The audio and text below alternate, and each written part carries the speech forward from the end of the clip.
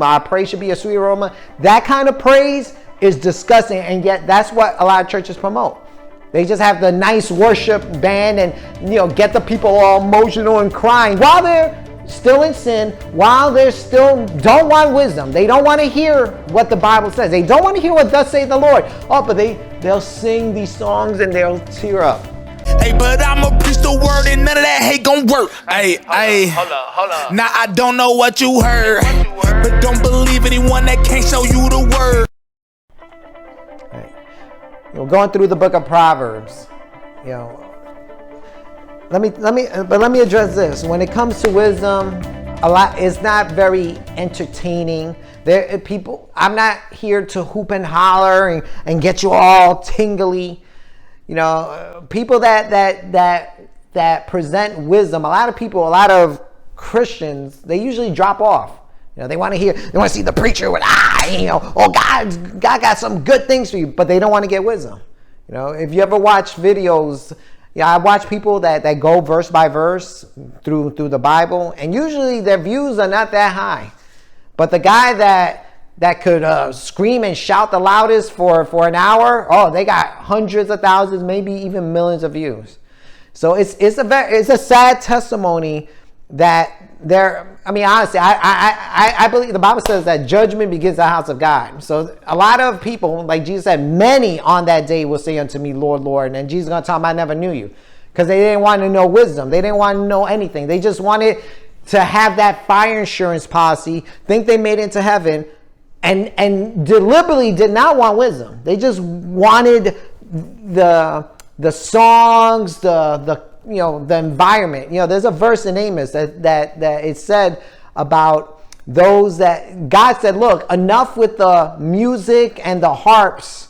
He don't want that. But you know what? There's a lot of Christians that have that mindset. They say, as long as I'm lifting up praise to God, that God will overlook me not wanting wisdom, me in sin. God, but look, I'm praising God right now.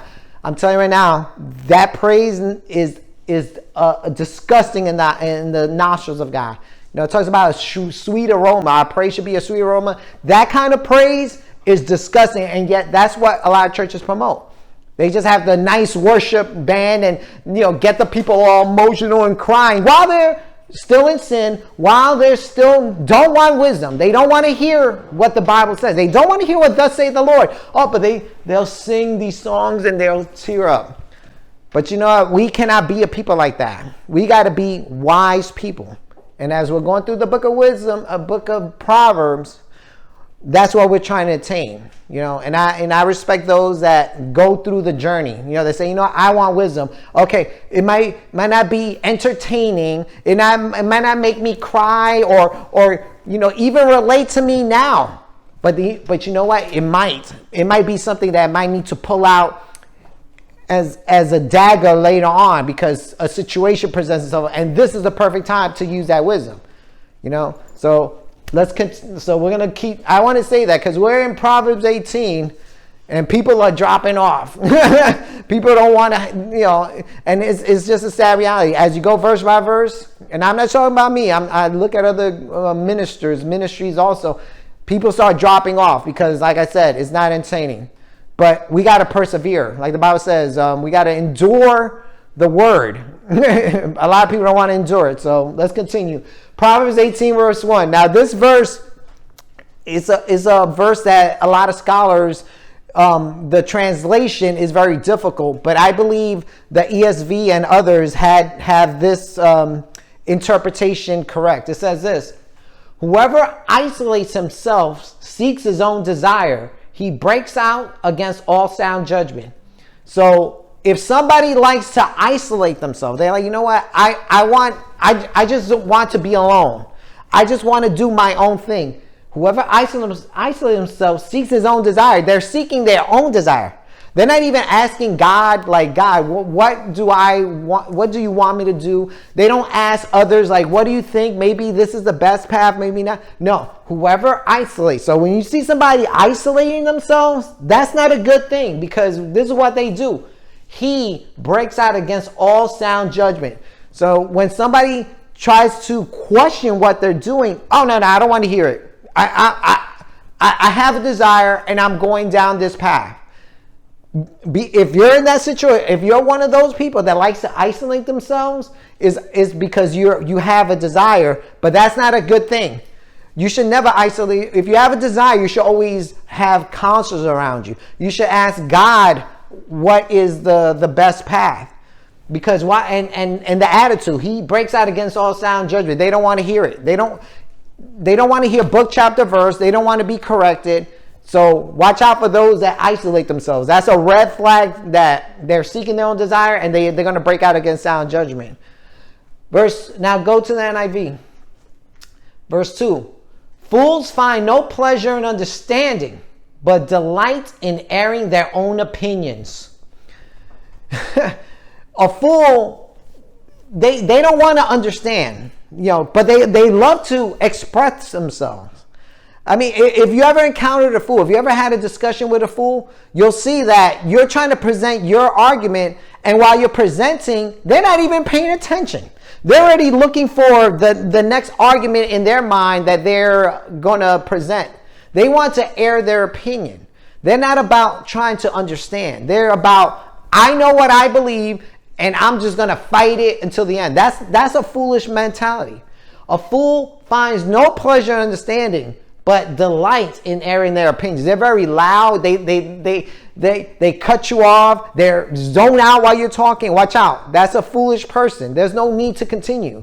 If you see those traits or attributes while you're having a discussion with someone, that's a foolish person.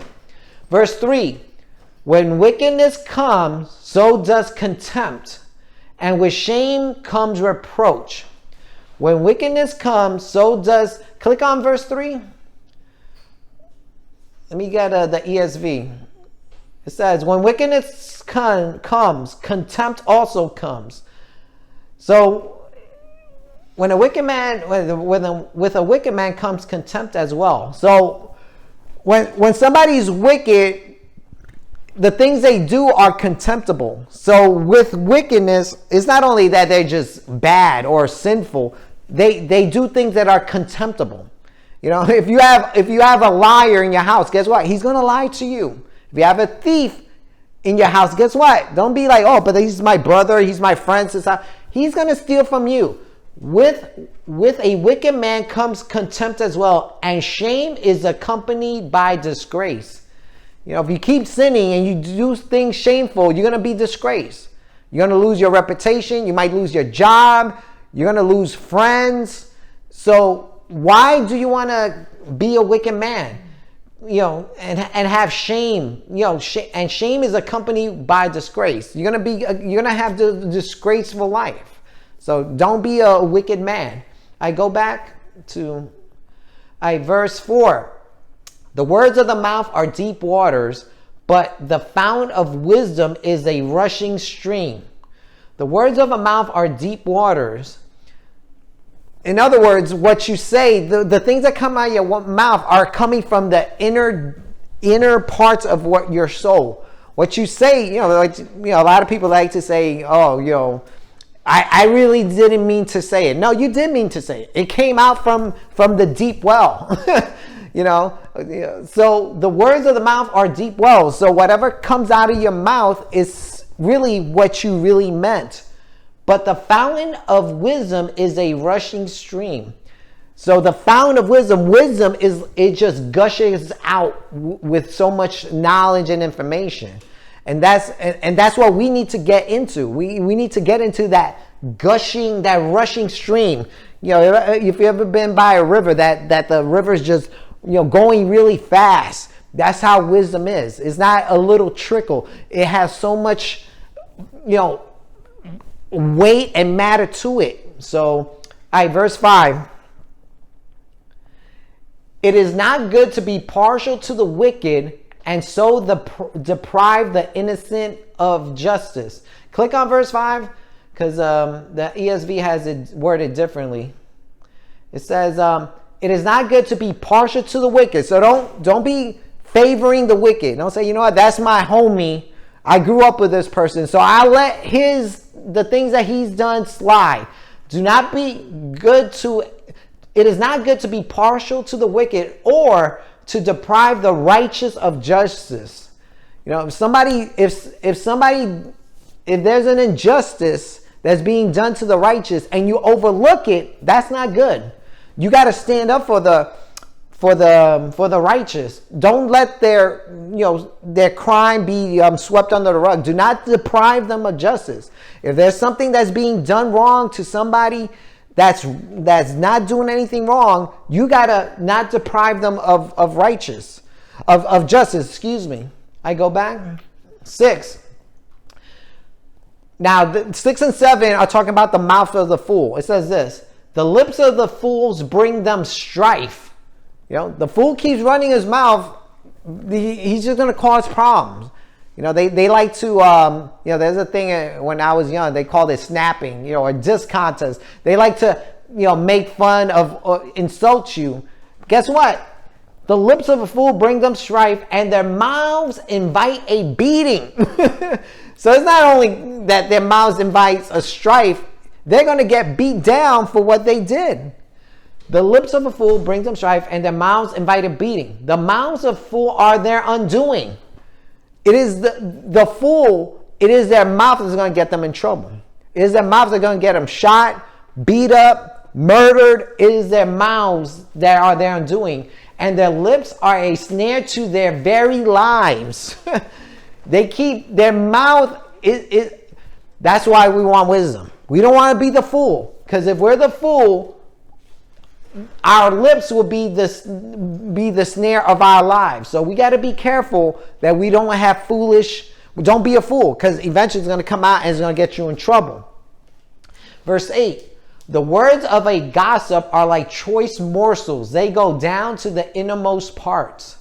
So in other words, when somebody gossips, when somebody hears gossip, it goes down like deep. It's like, ooh. Which is, that's how come we shouldn't gossip, because it goes down to the innermost part. People all of a sudden, they're into it. So we shouldn't. That's how come gossiping is bad.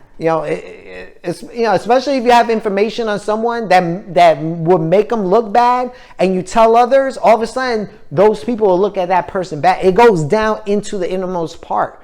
So that's why gossip, that's come like tabloids. You ever go to the supermarket, they got People Magazine and what's that, the other ones, National Enquirer. Why they're always there? Because people love to gossip. People are like, ooh, I want that. They have snacks there, they'll buy a snack, but they also buy that National Enquirer because they just love that sensation that it goes down into the innermost parts. Verse 9, now listen to this. One who is slack in his work is a brother to one who destroys. Wow. A lot of people have their mentality like, I'll get to it when I have a chance. They're slack. They're lazy about it. They're not like diligent. One who is slack in his work is a brother to one who destroys. So in other words, in God's eyes, a person that's like slothful or half-hearted is like one who destroys. It's like somebody say, I'm going to do something, but they never get to it, or it takes them a long time. Guess what? In the eyes of God, you're destroying. You're not really doing it, you're destroying. You're a brother to one who destroys. Verse 10, this is a very popular one. The name of the Lord is I'm going to read from the King James. The name of the Lord is a strong tower. The righteous run to it and are safe. Okay, a lot of people like to say this verse. They don't even know what it's saying. The name of what? Remember, Lord capital. That's Yahweh. The name of Yahweh remember, in Exodus 3, God said that his name is Yahweh, and that will be his name forever. Here is saying that his name, Yahweh, is a strong tower. The righteous run into that name and are safe. So these people that like to minimize the name, and honestly, even these translations that like to hide the name and say, oh, Lord. No, his name is not Lord. The name of God is Yahweh, and that name is a strong tower. And we should use that name. We should like the old saints like David, Abraham, all of them, Moses, they use that name. That name is a strong tower. And unfortunately, a lot of Christians don't even know the name. They just say the Lord. That's not his name. That's just a phrase that translators use to cover his name. The name of the Lord, the name of Yahweh is, or whatever, however you want to pronounce it, Yahweh or Yahuwah. The name of Yahweh is a strong tower. The righteous run into that name and they're safe. They cry out to God, Yahweh, and they're safe. So we got to get that mindset. We got to start using that name because it's a strong tower, okay? Verse 11. The wealth of the rich is their fortified city. They imagine it a wall too high to scale. So the rich, they're very confident in their wealth. They're like, it reminds me of the parable that Jesus talked about a farmer who had a successful year. And he said, you know what? I'm going to tear down my barn and I'm going to build bigger. And then I'll be good for many years to come. He was safe in his wealth. They imagine it a high wall. They imagine it a wall too high to scale. So they think, I'm safe, I'm good, but that's their imagination because they don't know what calamity might come. They might build a wall, but God might strike them dead with a heart attack. So all their trust is in this high wall that they built in their wealth. And that's not a good mentality to have. You should not trust in your riches. You got to trust in God, not in your riches. But that's how the rich man thinks. They're like Jeff Bezos and Bill Gates. This is their mentality. All right. 12. Before a downfall, the heart is haughty or proud, but humility comes before honor. Those that fall, right before they fall, they're very proud. I think of World War II when I see Benito Mussolini and Hitler. When Hitler took over all of Europe, they were very proud about it. But you know what? Before a downfall, the heart is proud, but humility comes before honor. If you want true honor, you got to be humble.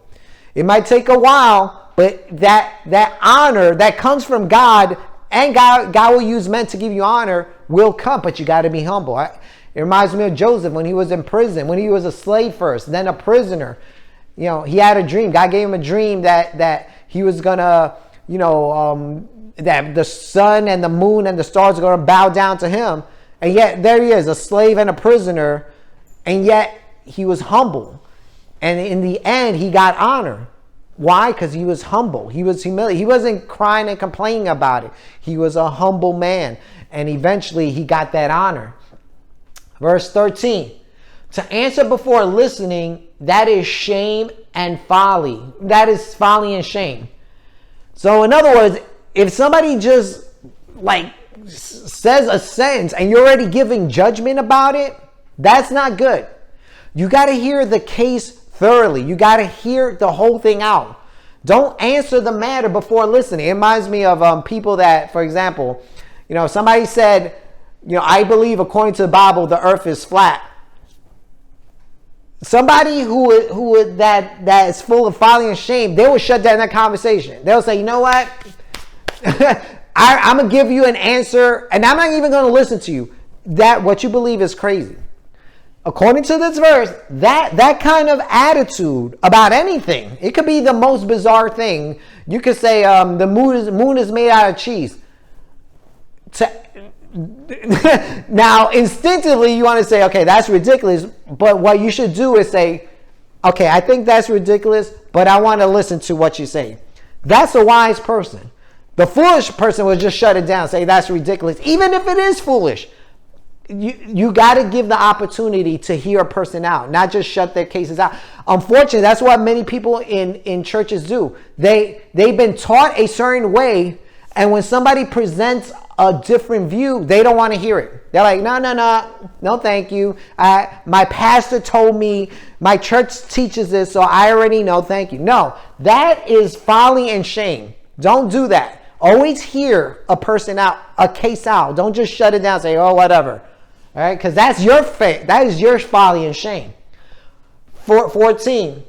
The human spirit can endure in sickness. So if a person is sick, their spirit could get them through that sickness. The spirit in them could, give them the strength even to work. The human spirit can endure sickness. You never underestimate somebody's strength in sickness. But a crushed spirit who can bear? My goodness. You could be the strongest person, healthiest, at peace, but then you find some crushing news. That is more, that it'll crush you more than if somebody punched you in your gut. Mike Tyson could punch you in your gut and you could walk away fine. But when you hear a crushing news, something that devastates you, nobody can bear it. If I lost my child in some car accident, I could be, financial. I could be retired and that I cannot bear that. Who can bear that? That's what Solomon is saying. A crushed spirit is one of the hardest things. You could endure sickness. You get COVID, you can still work and work out, whatever, but a crushed spirit, who can bear it? Verse 15. The heart of the discerning acquires knowledge, for the ears of the wise seek it out. So the heart of a person that's discerning, they want knowledge. They're not like, I'll go. I heard they're doing a Bible study. I'll go. And no, they acquire it. It reminds me of a business owner that's buying properties. They acquiring. They pursue it. They question it. They're like, is this worth me putting the investment to get? That's a person that has a heart that's discerning. For the ears of the wise seek it out. They seek it out. They're like, I want wisdom. Where can I get wisdom? They're not like, well, I'll get to it, or he's inviting me, so I'll go. No, they'll seek it out. They say, where can I get wisdom? That's a person that's wise. Verse 16. A gift, Joshua, a gift opens the way. A gift opens the way and ushers the giver to the presence of the great. So in other words, if you give somebody a gift, it opens the way. It opens an opportunity for you, and it ushers the person who's giving to the presence of the great. So in other words, what is the verse trying to teach us? That, look, if you could give gifts, do it. It would open a way. Before, you might not have had an opportunity, but now all of a sudden, because you gave somebody a gift, now they're willing to give you an opportunity. And not only that, that person that you gave the gift to might usher you to a person that's better than they are, and you wasn't even seeking it. So in other words, let's be generous. If we could give a gift, it doesn't even have to be, it doesn't say an expensive gift. It could be a card, a thank you. That will open a way for you, and it'll usher you into the presence of great people. So, have that mindset. If there's an opportunity for you to give a gift, do it. Like I said, it doesn't have to be expensive, but it'll open a way for you. Verse 17. In a lawsuit, the first to speak seems right until someone comes forward and cross-examines. I click on that because I like the King James. It says this: he that is first in his own cause seemeth just. All right? Or the ESV, the one who states his case first seems right. So, in other words, when somebody presents their argument first, if you're not wise, you would be like, oh, okay, that makes sense. It reminds me of like when two people are fighting, like a husband and wife, and then one of them comes to you and you hear their side and you're like, okay, I believe you. No. It says the first who states his case first seems right until the other comes and examines him. That's become a wise person. They want to hear all sides. You don't want to be the fool and just hear one side. And usually the person that presents their case first is very emotional. They're very, they go into details. They'll leave out details. They seem right. The first to present the cause will always seem right, but until the other one comes and examines them, all of a sudden the other person is questioning the first one. So the wise thing to do is always hear both sides, all sides. And honestly, especially when it comes to doctrine, don't just hear one version of a doctrine and then don't hear the opposing view. Hear everybody out, because you know why? The one who states his case first seems right. So your preacher, your pastor, your teacher, when he presents it, you'll be like, oh, okay, that makes sense. But then you find out when another person comes and examines them, oh snap, maybe what he said was not correct. So always hear every side, whether it's an argument in the world or when it comes to the Bible, a certain teachings. Hear every side fairly. Don't just hear one and shut it down and say, that's it, I don't need to hear anybody else. That's foolishness. Go back, verse 18. Casting the lot settles disputes and keeps strong opponents apart. Okay, remember, back in those days, they used to cast like dice in order to, if it was a tough decision, if everything appeared to be equal, they cast the dice, and whatever the person picked, then they went with that decision. And it says it keeps strong opponents apart. It reminds me of the football, NFL. You see two teams and the referees like heads or tails. They throw the coin up and one team says heads and it's tails. The other team, they agree. They're not fighting saying, no, we want to go first. They're like, that settled it. The other team gets the ball first. So, it's just, in other words, if there is a decision that's very close, the best thing to do is just throw a heads or tails and they'll settle. And the two people, they might be strong opponents. They'll agree to it. They say, well, that's what it is. Okay. Verse 19. A brother wronged is more unyielding than a fortified city. So in other words, if two brothers, it's one thing if it's a man against a neighbor or a man against some enemy far away, they might reconcile. They may find a solution. But when it's a brother against a brother wronged is more unyielding than a fortified city. When we go through the Bible, we see stories about it. We see Jacob and Esau. We see the rivalry between Ishmael and Isaac. The David's sons were battling for the throne. Solomon and Absalom and I forgot some other. I think is Adonijah. A brother wrong is more unyielding. They will resist more than a fortified city. A fortified city means they got the walls up, they got the cannons and moats.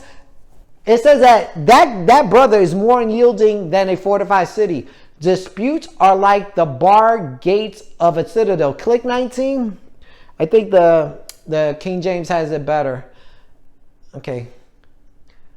A brother offense is harder to win than a strong city, and contentions are like the bars of a castle. That's how their contentions are, like the gates of a castle when two brothers are going at it. It's unfortunate, but that's how it is. There's so much animosity and resilience not to give in. I go back, verse 20. From the fruit of their mouth, a person's stomach is filled. With the harvest of the lips, they are satisfied. Click 20 on King James. This is a very popular verse. Everybody quotes it. KJV says, a man's belly shall be satisfied with the fruit of his mouth, and when the increase of his lips shall be filled. So in other words, you'll be satisfied by what you're saying, either good or bad. Whatever fruit. If it's good fruit, you're going to be blessed with good things. If it's bad, you're going to get bad too. A man's mouth shall be satisfied with the fruit of his mouth, and with the increase of his lips shall be filled. So either you're going to be filled with blessings, or you're going to be filled with blows, death, beat downs. So you got to decide, what do you want to come out of your mouth? Do you want to be you want to bless, or you want to speak wisdom, or you want to be a fool? Because you're going to be filled. You're going to be one of the two. All right, go back to 21. Okay. This is the one I meant that is popular. Click on it and give me the KJV. It says, it's basically the same as the previous verse. Death and life are in the power of the tongue, and they that love it shall eat the fruit thereof. Okay? So in your mouth, you got the power of life or death. There's things that you could say that could build somebody up and say, you know what? I was a little down, but I think I can make it. And then there's things that you say that could totally devastate somebody. Death and life are in the power of the tongue, and they that love it shall eat the fruit thereof.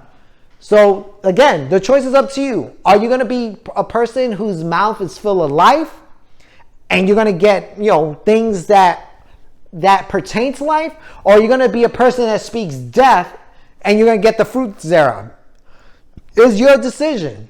That's to come. You got to be wise in what you say. You cannot just let whatever you think or feel out of your mouth. Death and life are in the power of the tongue. And I'm guilty of that. That's why we need this wisdom. So we get that understanding that, look, with my words, I could build somebody up. But with my words, I could easily destroy somebody too. All right, verse 22.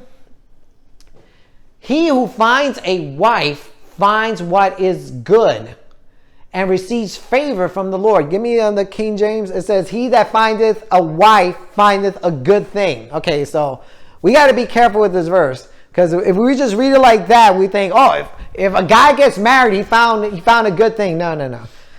Ahab married Jezebel. Just because Potiphar married his wife and she was trying to seduce Joseph. Whoever finds a good, wise wife findeth a good thing. We got to read this verse in light of the whole book of Proverbs.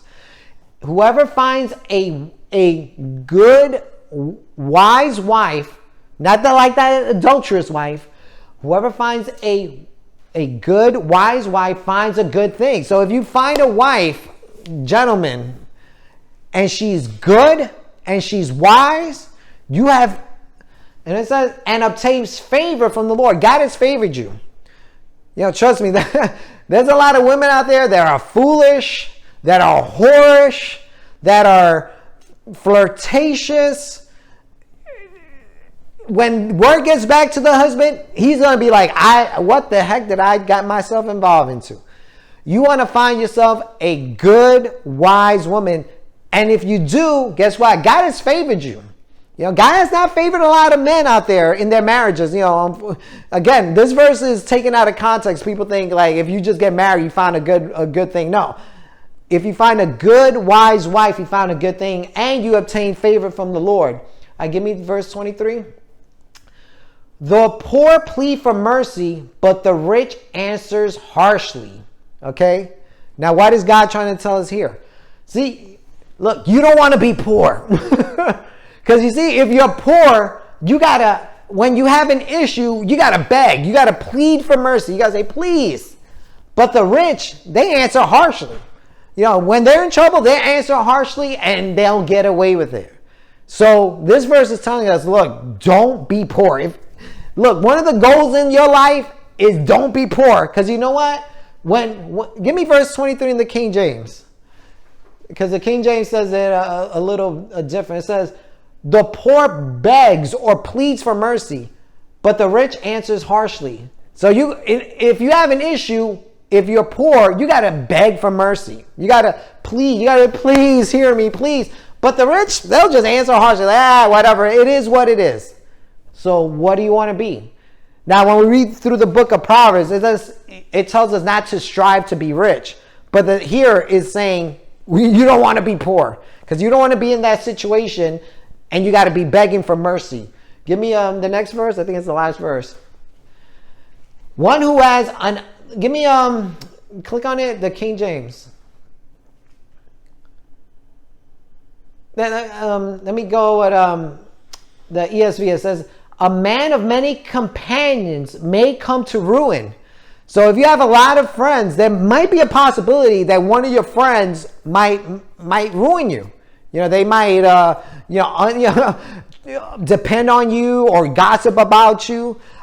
A man of many companions may come to ruin, but there is a friend who sticks closer than your own brother. You know, when I hear that verse, I think of David. You know, he had, I think, 7 brothers, you know, and yet when Saul was chasing him and harassing him, who was there in the middle of the field talking to him? It was Saul's own son, Jonathan.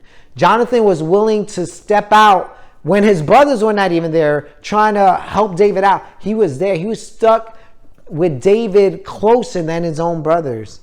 There is a friend that sticks closer than even your own brother. You know, God, if you're wise, God will provide somebody in your path that they'll stick by you through thick and thin, more than even your own brother, you know, and that's a beautiful thing. Now, also spiritually speaking, Jesus said, you are your friend. I am your friend if you do the will of my Father. So he is our, you know, he's the guy who really sticks with us closer than our own brother. He's with us. Like you said, I'll never leave you or forsake you. But there is a friend that sticks closer, and I just think of Jonathan with David. So, you know, okay, with that, we'll end today. You know, we'll continue. We're going through Proverbs. Anybody has a question, comment, observation? No?